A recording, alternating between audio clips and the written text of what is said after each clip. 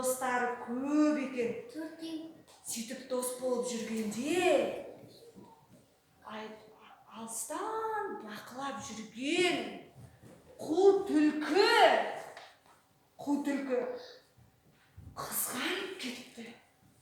Бір күні лақты, бір күні әтешті, бір күні сиырды, бір күні қойды жеп қарнымды тойдыратын едім депті.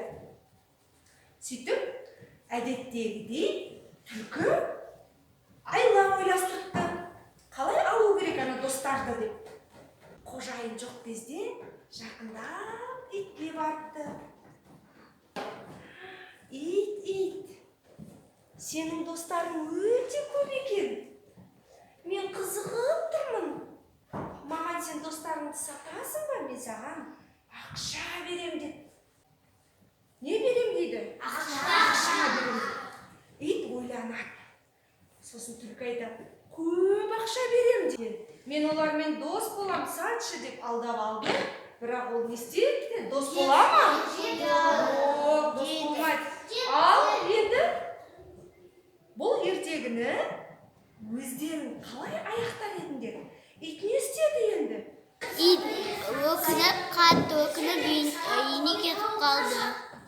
Не үшін өкінді? Ол достарын ақшаға сатаған. Ит сосын түлкіге барады, ақшаңды ал дейді, қайтып достарын өзіне алып алады.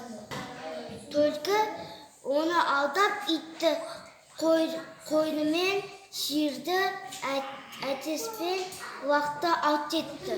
Сосын жеме қоймағанда ит жүгіріп алып ақшаны қайтарды.